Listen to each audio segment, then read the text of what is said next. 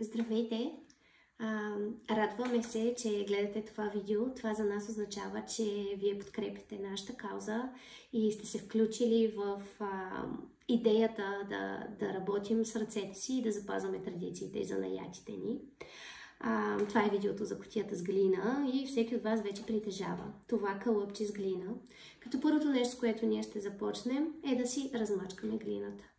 Това е един изключително приятен и терапевтичен всъщност процес, тъй като знаете, че глината се добива от земята и отделя специфични химични свойства, които помагат на емоционалния ни баланс, и работата с нея е наистина много приятна и много подходяща, особено ако сте имали много претоварен ден, ако го правите вие. Ако го прави вашето дете, ако ви се струва изнервено, напрегнато или свръхемоционално, може да сте сигурни, че това занимание ще помогне за неговия емоционален баланс и спокойствие при всички положения, особено ако правите съда заедно.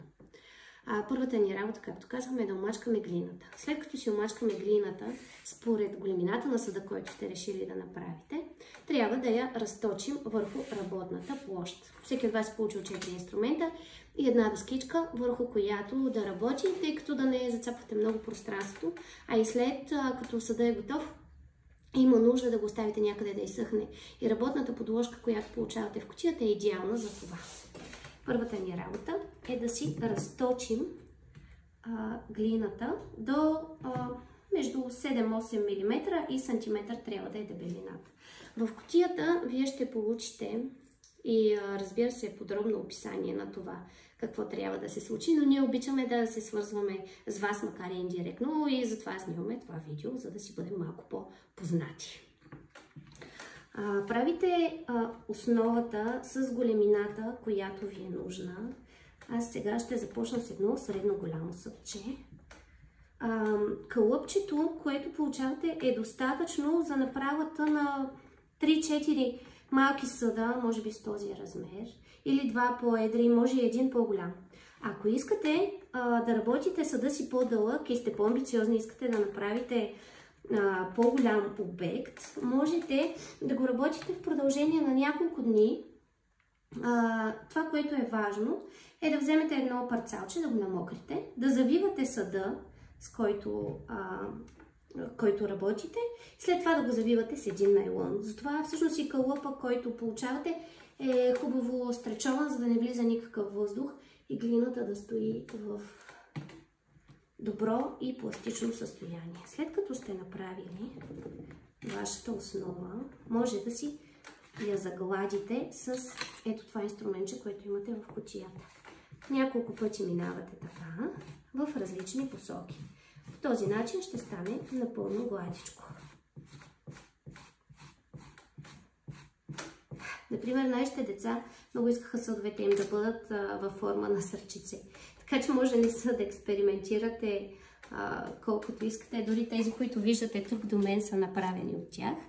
Те са на мъничките им деца, са на 7 години и много се забавляват с това занимание. Може да ползвате чашка, която да натиснете, ако искате да бъде идеално кръгла формичка, а ако искате, може да си нарисувате различни формички. Може да е сърчице, любимото на всички девойки, може да е овалче. Абсолютно според вашата творческа енергия може да изберете каква да е формата. Аз явно днес съм решила да е овалче.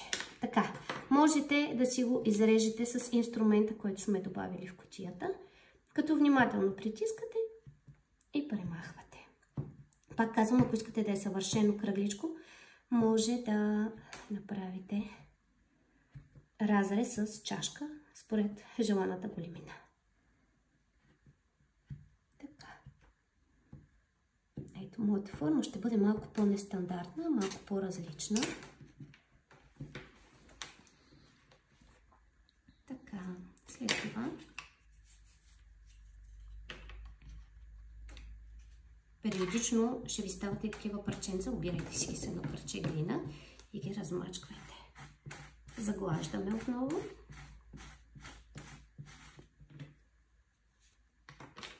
Заглаждам си и отстрани до желаната формичка, която бих искала да има моята основа. И съответно по този начин задавам и големината на съда. Така, след това започва правенето на самите шнурчета.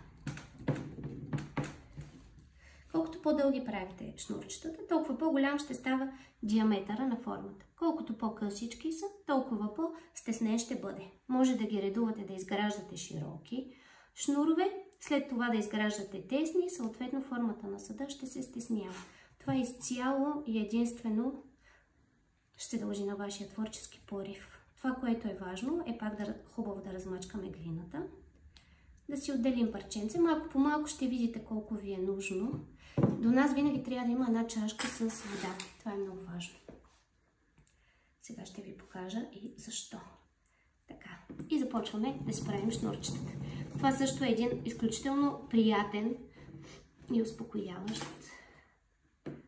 момент.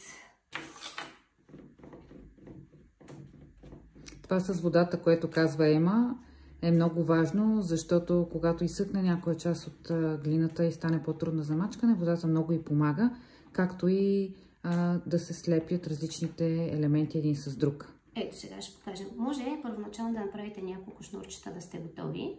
А ако нямате търпение, може да направите едно. И съответно си намокрям пръста и подмазвам ръбчето на основата. Ето така.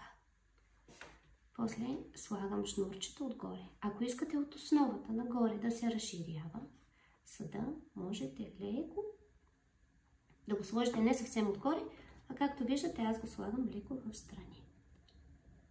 И съответно, извинете, съответно леко приглаждам. Тук, разбира се, влиза в полза и инструментчето, което сме добавили, и може да притиснете леко и да свържете първото шнурче с основата.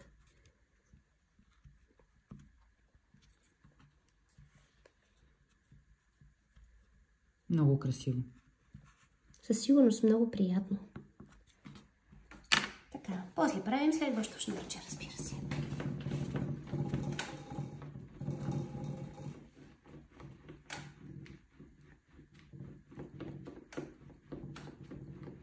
Когато го правим с децата е много вълнуващо, защото всяко иска нещо различно, различни големини, шнурчета, къси, дълги, разкъсват им се, тогава влиза на помощ водата и могат да се слепи. Моите се разкъсва.